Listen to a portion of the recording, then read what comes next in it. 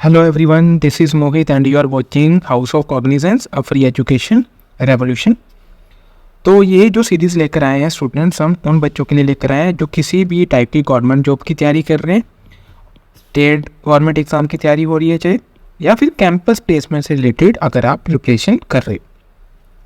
तो ये हमारा आज कैलेंडर का सेकेंड पार्ट रहने वाला है। जिन्होंने फर्स्ट पार्ट अभी तक अच्छे से पूरा नहीं देखा वो प्लीज़ यहीं पे इस वीडियो को बंद करके पहले फर्स्ट पार्ट देखिए, तभी आपके लिए ये वीडियो यूज़फुल रहने वाली है। तो देखिए, लास्ट सेशन में हमने ऑड डेज के बारे में सीखा था। जैसे मैं एग्जांपल दे रहा हूँ, अगर 1 तारीख को मंडे है तो अगर मैं पूछूँ 17 तारीख को कौन सा डे होने वाला है, तो आप क्या करोगे, इन दोनों का डिफरेंस लोगे। तो डिफरेंस कितना आएगा, 17 - 1 16। इसको मैं क्या करूँगा, 7 से डिवाइड। 7 से क्यों करते हैं, ताकि हम ऑड डेज फाइंड आउट कर पाए, क्योंकि एक सप्ताह में, एक वीक में 7 दिन होते हैं, तो उनकी रेपिटेशन को हमें एलिमिनेट करना है। तो 7 × 2 = 14। तो यहाँ पे 2 क्या आ गया, आपका रिमाइंडर। और जो भी रिमाइंडर आने वाला है वो आपके क्या होंगे, फाइनल ऑड डेज। यानी कि 2 दिन आपने आगे जाना है, ठीक है। कहाँ से, मंडे से।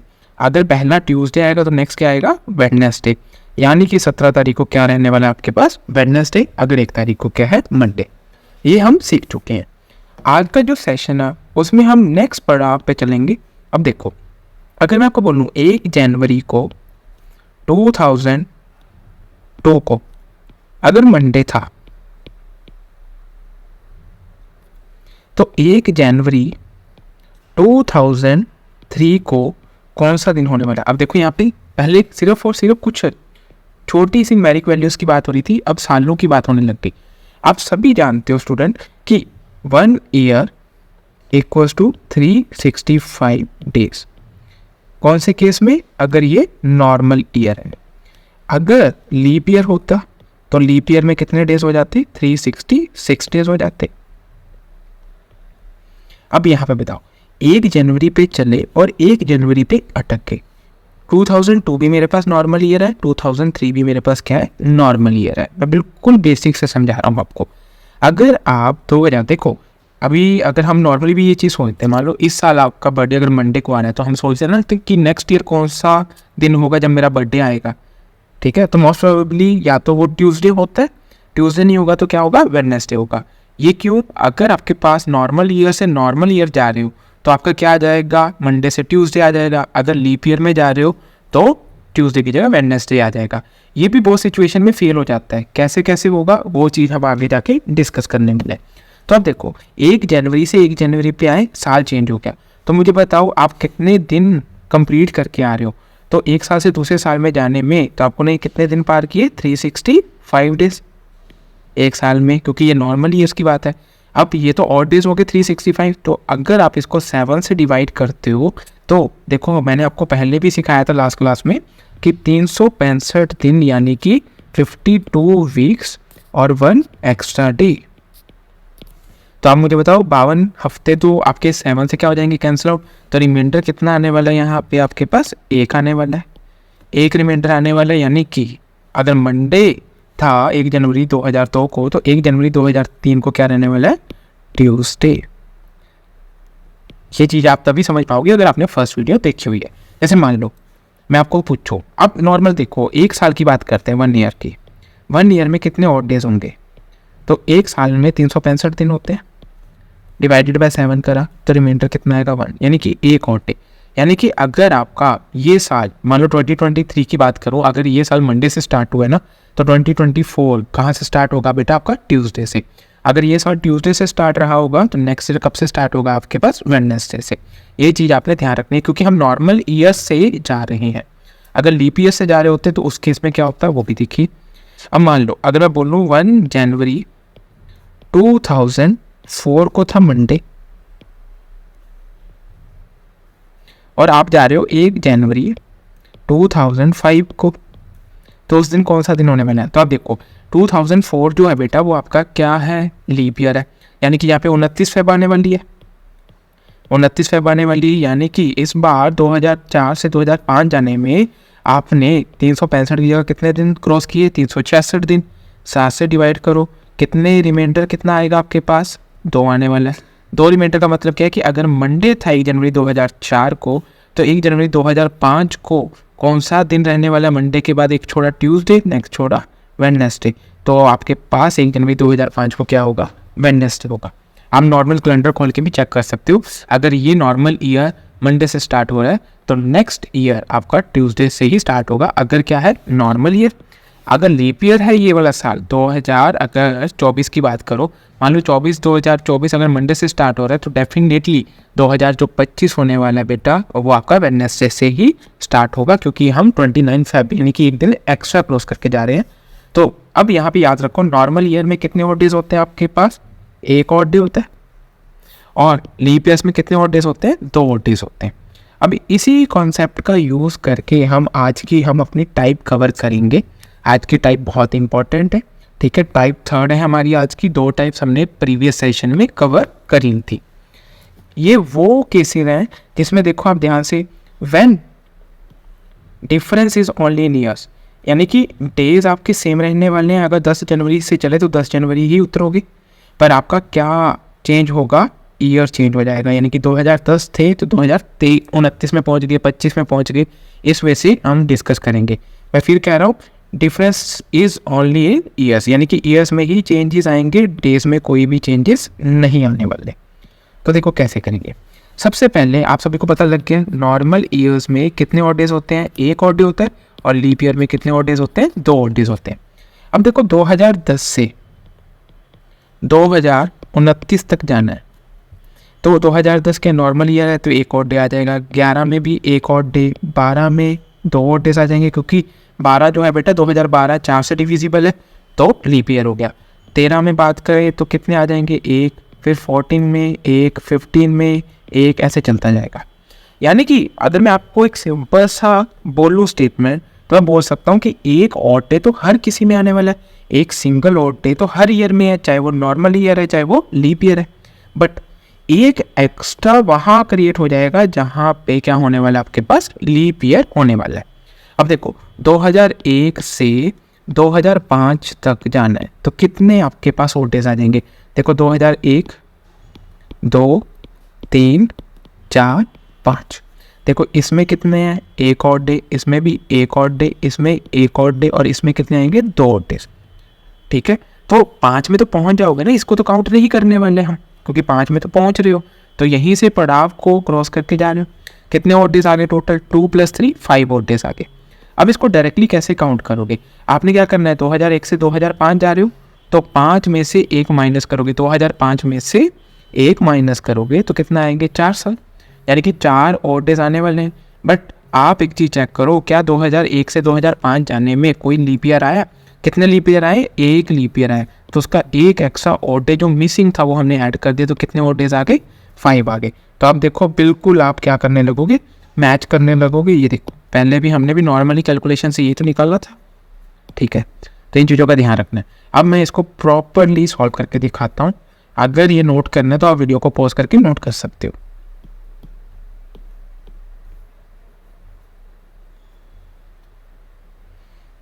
बस इतना सा कॉन्सेप्ट था हमारा आज का। इसके बाद क्वेश्चंस हैं। अब देखो 2010 से 2029 जा रहे हैं, कितने का डिफरेंस आ रहा है? 19 ईयर्स का।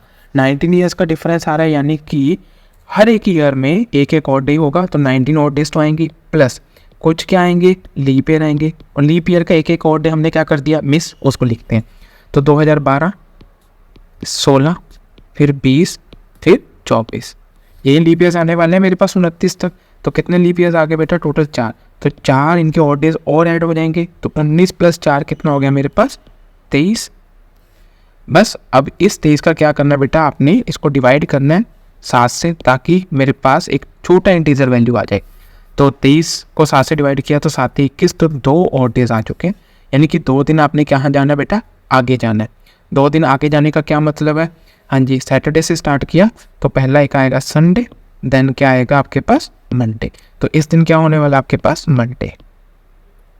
आई थिंक आपको समझ आया होगा। और क्वेश्चंस करेंगे तो आपको और अच्छे से इजीली ये चीज़ें समझ आ जाएंगी, ठीक है। चलो जैसे कि ये क्वेश्चन करते हैं। इससे पहले आई थिंक ये क्वेश्चन मिसिंग ना हो गया, चलो आगे देखेंगे। अब देखो 2019 से 2009 तक जाना है। 2019 से 2009, तो अब इस बार पीछे जा रहे हैं, तो हमें नेगेटिव ऑड डेज भी हमने पढ़ा था लास्ट सेशन में। तो देखो कैसे करेंगे। पहले तो इन दोनों का डिफरेंस कितना आ गया, 10 ईयर्स का। अब इसमें क्या होंगे, लीप ईयर्स भी होंगे, तो 2012, 16, ठीक है, बस 2 ही होने वाले, 12 और 16। तो 2 और डेज आ गए, तो इसमें 2 और एक्स्ट्रा ऐड कर दिए, तो कितने हो गई 12। 12 को करते हैं बेटा 7 से डिवाइड, तो 7 1 7, कितना बचा मेरे पास, 5 बचा। बट इस बार हम पीछे जा रहे हैं, तो यहाँ पे नेगेटिव ऑड डेज का कॉन्सेप्ट लग जाएगा। तो 5 दिन पीछे चलते हैं, 1 2 3 4 और 5। ट्यूसडे से स्टार्ट किया था हमने, तो ट्यूसडे से पहले क्या आ जाएगा आपके पास यहाँ पे, मंडे, देन उससे पहले संडे, देन सैटरडे, देन आपके पास आ गया फ्राइडे, देन क्या आ गया, थर्सडे। तो यानी कि आपके पास 10 अक्टूबर 2009 को क्या रहने वाला है, Thursday. Hope you understand this question, ठीक है। अगर समझ आया तो प्लीज़ लाइक कीजिए, कमेंट करके ज़रूर बताइए। चलो नेक्स्ट क्वेश्चन की बात करते हैं। ये इंपॉर्टेंट क्वेश्चन रहने वाला है आपका। देखिए यहाँ पे 2004 से 2020 जा रहे हो, तो अब देखो 2004 से 2020 जा रहे हो, तो कितने का डिफरेंस आ गया, 16 ईयर्स का, प्लस कुछ लीप ईयर्स भी होंगे। लीप ईयर कौन कौन से होने वाले हैं, सबसे पहले तो देखो 2004 खुद ही लीप ईयर है, और इसको हम काउंट भी करेंगे। क्यों करेंगे, देखो 20 फेब से हम आगे की तरफ जा रहे हैं। आगे की तरफ जाने का मतलब क्या है कि 29 फेब हम क्रॉस करके जाएंगे ना, क्रॉस करके जाएंगे, यानी कि ऑड डेज पे इफेक्ट पड़ेगा, एक दिन एक्स्ट्रा आएगा, इसलिए हम इसको भी क्या कर रहे हैं, लीप ईयर काउंट कर रहे हैं। 2004 के बाद हमें पता है 08 आने वाला है, फिर 12 आने वाला है, फिर 16 आने वाला है। अब उसके बाद देखा जाए तो 2020 भी लीप ईयर है, पर हम इसको काउंट नहीं करेंगे एज अ लीप ईयर। क्यों, क्योंकि बेटा हम आ रहे हैं 20th फेब पे। हमने लीप ईयर का जो एक्चुअल डेट, देखो इफेक्ट तब पड़ेगा ना जब हम 29 फेब को क्रॉस करेंगे, इफेक्ट तब पड़ेगा।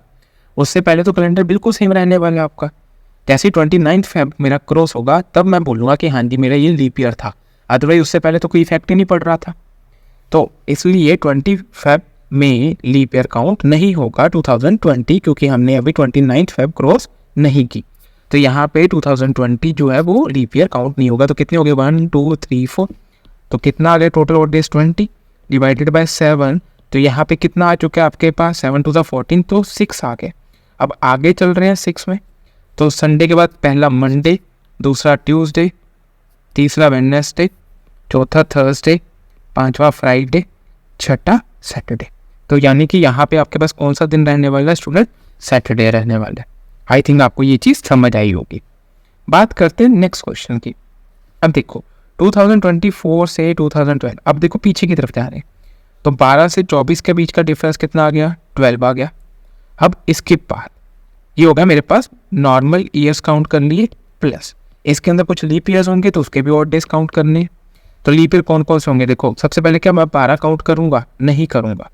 12 काउंट करने का नतीजा क्यों है बेटा, क्योंकि 29 फेब को हम क्रॉस ही नहीं कर रहे हैं यहाँ पे, अगर किया भी था तो वो निकल चुका, अब हम क्रॉस नहीं कर रहे, इसका इफेक्ट आगे नहीं पड़ेगा। तो यानी कि 12 नहीं होगा तो कौन सा होगा, 16 होगा, फिर 20 होगा। क्या 24 पे इफेक्ट पड़ेगा, देखो बिल्कुल 24 से इफेक्ट पड़ेगा, क्योंकि हम यहाँ पे 29 फेब क्रॉस करके आ रहे हैं। आ कहाँ रहे हैं, 2024 में, पर 12 में 29 फेब हमने क्रॉस नहीं की, क्योंकि हम ऑलरेडी कर चुके हैं। जब हमें डिज़ायर था तब हमें इसकी कोई नीड नहीं बनी, तो 24। तो यहाँ पे कितने आ गए हैं लीप ईयर, 3।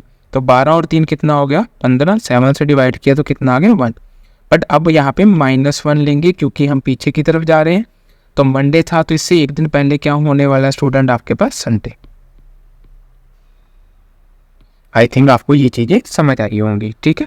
अच्छा, कहाँ पे हम लीप ईयर दोनों केस में लेंगे, ऐसा भी कोई केस हो सकता है जहाँ दोनों लेने पड़ जाए, है ना हमें, ठीक है। तो वो भी देख लेते हैं एक क्वेश्चन। जैसे मान लो मैं एक क्वेश्चन क्रिएट करने की कोशिश करता हूँ।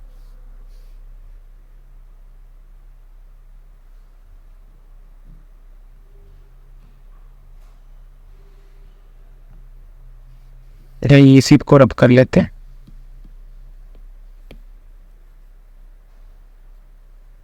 जैसे मान लेते हैं स्टूडेंट, मैंने बोला 30 फेब 2020 और मैंने बोला आपको 20 मार्च 2029।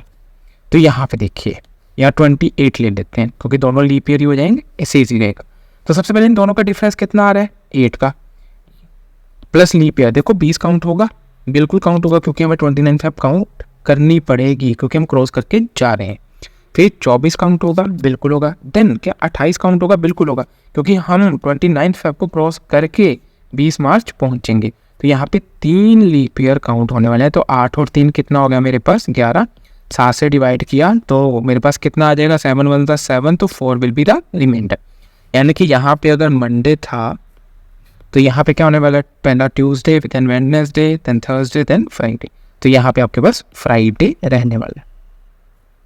तो आई थिंक आपको ये चीज़ समझ आई होगी। अगर आपको ये सेकंड पार्ट कैलेंडर का समझ आया तो स्टूडेंट प्लीज़ लाइक कीजिए, कमेंट करके बताइए और शेयर करना मत भूलना। And don't forget to subscribe this channel. Thanks for watching students.